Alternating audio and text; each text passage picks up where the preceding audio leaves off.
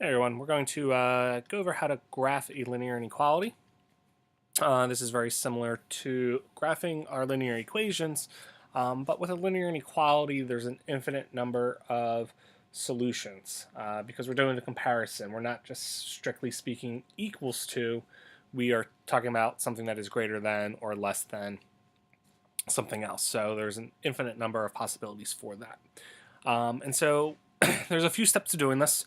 The best thing to do with the linear inequalities, and you'll see towards the end, is we want to solve for y. So if we look at our linear inequality here, we have 2x minus 3y is greater than 9. I want to solve for y. It's going to be easier to graph, and it's going to be easier to do one of our last steps. So to solve for y, we're going to subtract 2x from both sides. Those cancel. That gives us negative 3y is now greater than negative 2x plus 9. And we're going to divide by negative 3, which means we divide each term by negative 3. And so our equation that we're going to graph is y is less than. Now, we flipped our signs here because we divided both sides of an inequality by a negative. So y is less than 2/3 x minus 3. So that is what we're going to graph, okay? So we're going to graph the line, and we're going to graph it exactly like we would using our slope-intercept form. And so my y-intercept here is negative 3. Go down to negative 3. I'm going to put a point there. My slope is 2/3 up to 1, 2, 3, up to 1, 2, 1, 2, 3, and over 3.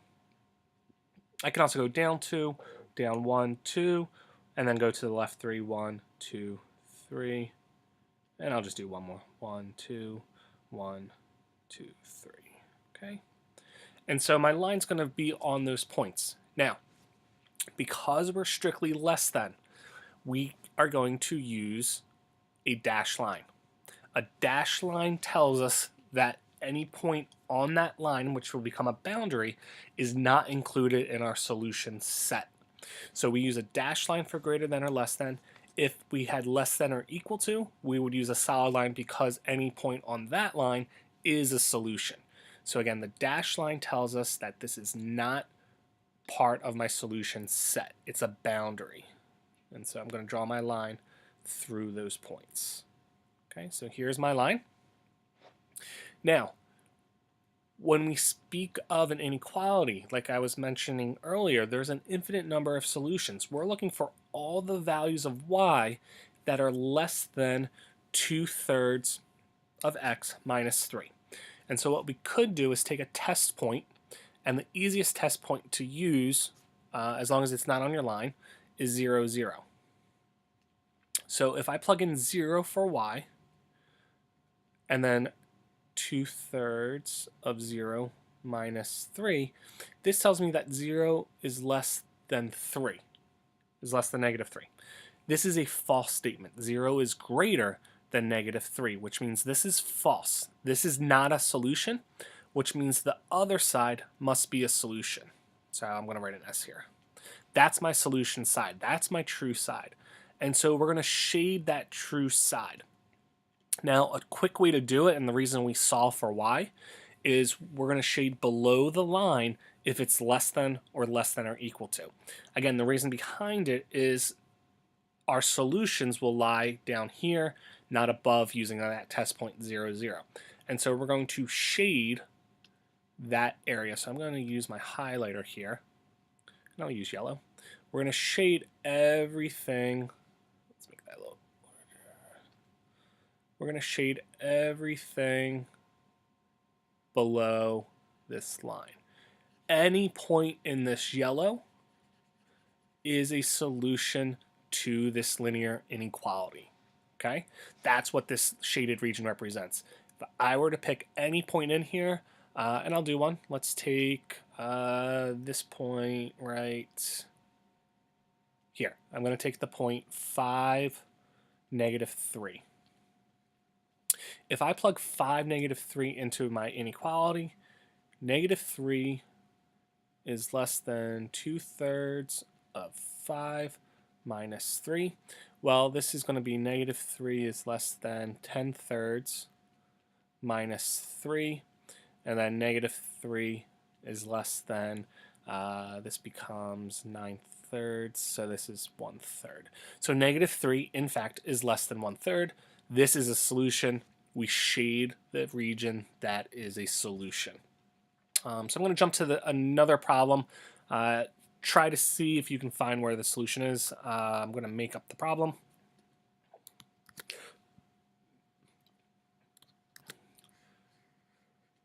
So let's do 4x plus 3y greater than or equal to 12.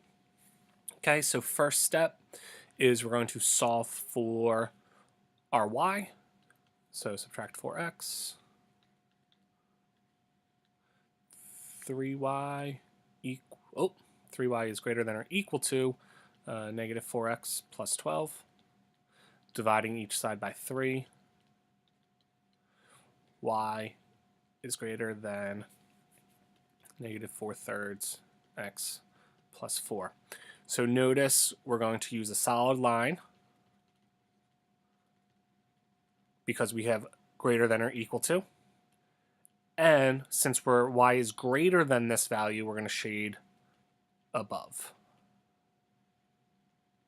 Okay, again, we're shading above because that's going to represent all our solutions. So we're going to graph this line, we're going to use a solid line, and then we're going to shade above it. That will represent all of our solutions. So positive 4 for the y-intercept, down 4 over 3.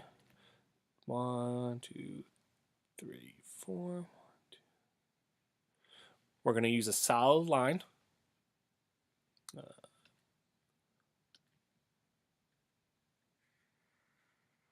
Going through my points.